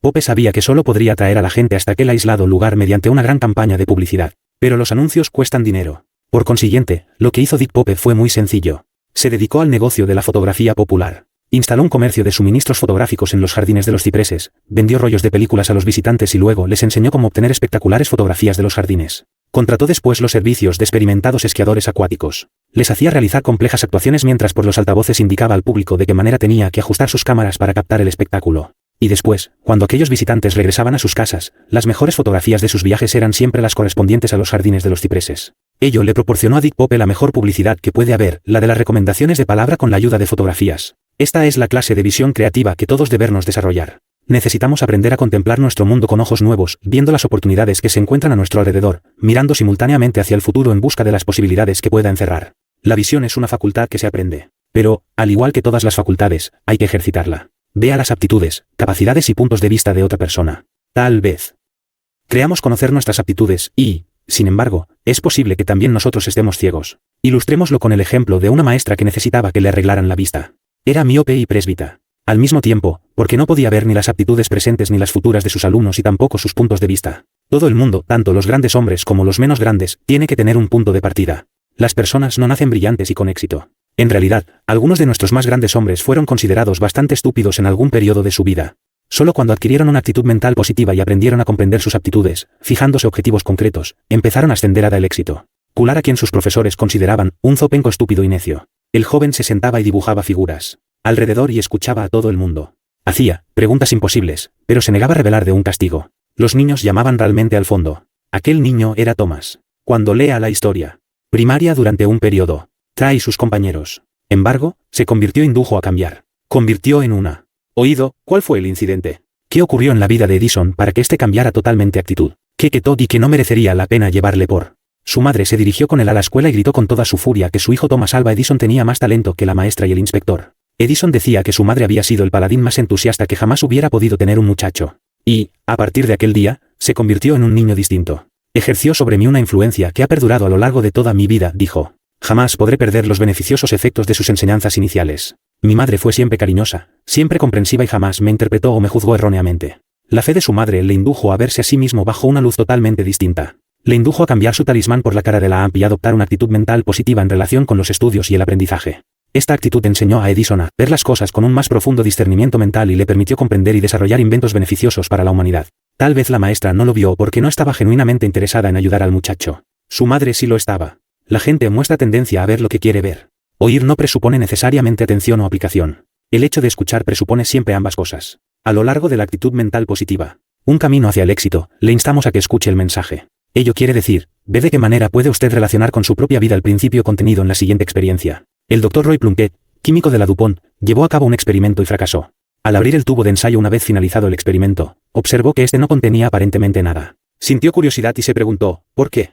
No tiró a con acento tubo tal como otros hubieran podido hacer en circunstancias parecidas. En su lugar, lo pesó. Y, para su asombro, pesaba más que un tubo de análoga factura y seño. Una vez más, el Dr. Plunkett se preguntó, ¿por qué? Mientras buscaba la respuesta a sus preguntas, descubrió aquel maravilloso plástico transparente llamado tetrafluoruetileno, comúnmente conocido como ron. Durante la Guerra de Corea, el gobierno de los Estados Unidos firmó un contrato con la DuPont a cambio de toda su producción. Cuando haya algo que no entienda, pregúntese, ¿por qué? Examínelo más de cerca. Es posible que haga un gran descubrimiento. Hágase preguntas. El hecho de hacerse preguntas a sí mismo o de hacérselas a los demás sobre las cosas que le desconciertan puede beneficiarle grandemente.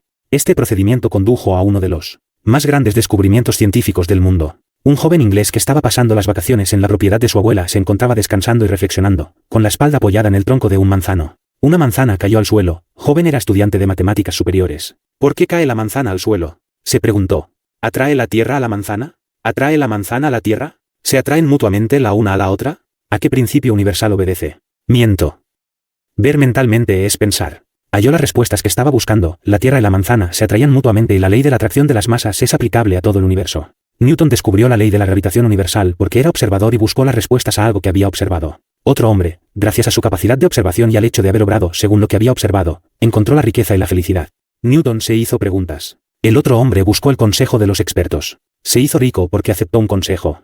En 1896, en Toba, Japón, cuando contaba tan solo 11 años de edad, Kokichi Mikimoto se hizo cargo del negocio de tallarines que tenía su padre en el pueblo. Su padre había contraído una enfermedad que le impedía trabajar. El muchacho tenía que mantener a 6 hermanos, 3 hermanas y sus padres. Aparte de elaborar, el joven Mikimoto tenía venderlos.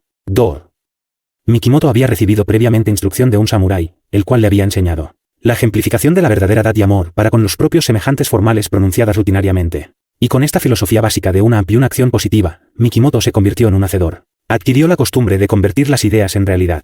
A la edad de 20 años, se enamoró de la hija de un samurái. El joven sabía que su futuro suegro no aprobaría la boda de su hija con un fabricante de tallarines. Por consiguiente, se sintió impulsado a adaptarse a aquella fuerza. Cambió de ocupación y se convirtió en mercader de. Al igual que muchas personas que alcanzan el éxito en cualquier lugar del mundo, Mikimoto andaba constantemente buscando conocimientos concretos capaces de serle útiles en su nueva actividad.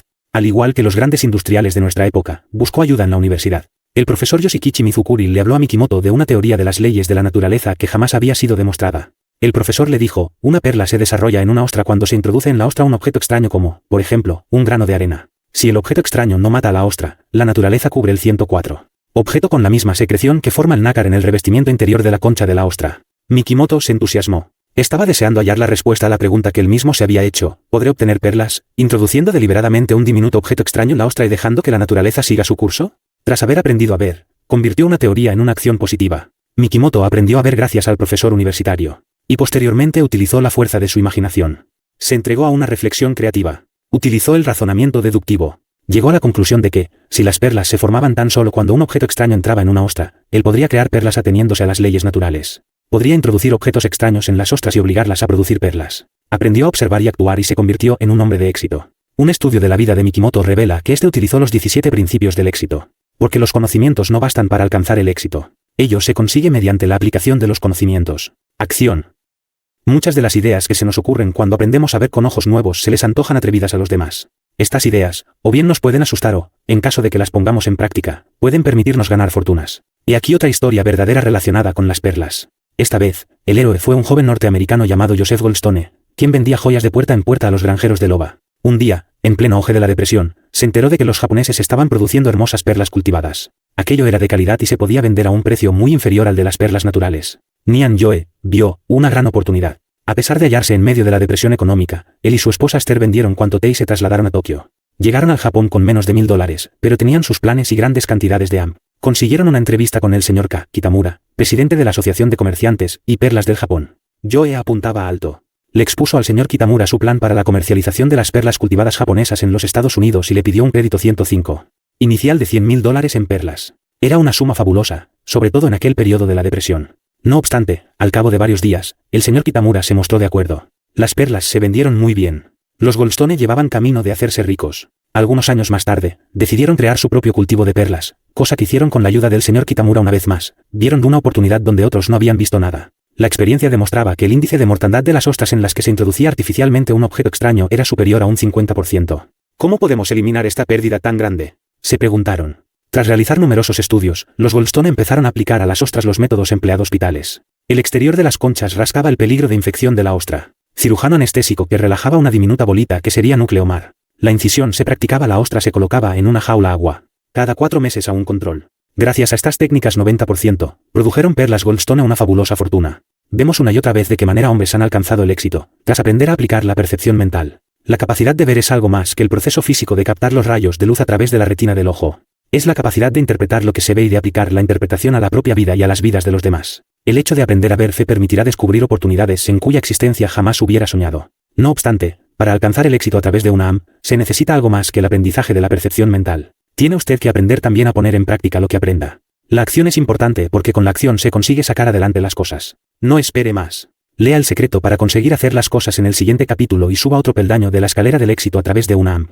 Guía N grados 7 ideas a seguir. 1. Aprenda a ver. La visión es un proceso aprendido. 9/10 partes del proceso visual tienen lugar en el cerebro. 2. 4 dedos en lugar de 5. Este es el símbolo mediante el cual George Campbell, el niño ciego, pudo afrontar la vida, superarse y ser feliz. ¿De qué manera puede usted utilizar este símbolo? 3. La vista se aprende a través de la asociación. La primera visión que George Campbell tuvo de su madre adquirió significado para él solo cuando reconoció su voz. 4. ¿Ha llegado el momento de someter a examen su visión mental? Cuando ésta se encuentra deformada, puede usted andar tropezando por ahí en medio de una bruma de falsos conceptos, golpeándose y lastimándose a sí mismo y a otros innecesariamente. Se agudiza su visión. 5. Eche un vistazo, un buen vistazo, y distinga lo que vea. Podría haber hectáreas de diamantes en su propio patio de atrás. 6. No sea miope, mire hacia el futuro. Los jardines de los cipreses se convirtieron en realidad porque Richard Pope los vio como un objetivo. 7. Vea las aptitudes, capacidades y puntos de vista de otra persona. Es posible que esté ignorando. Thomas Edison constituye un buen ejemplo. 8. ¿Ve usted de qué manera puede establecer relación con los principios de la actitud mental positiva camino incorporándolos a su propia vida? 9. Aprenda de la naturaleza. ¿Cómo? Hágase algunas preguntas, tal como hizo Isaac Newton. Si no conoce las respuestas, busque el consejo de los expertos. 10. Convierta lo que vea en realidad a través de la acción. Mikimoto convirtió su teoría en una fortuna en perlas. Goldstone comprendió, relacionó y aplicó los principios y métodos utilizados en los hospitales para salvar vidas humanas con el fin de preservar las vidas de las ostras productoras de perlas cultivadas.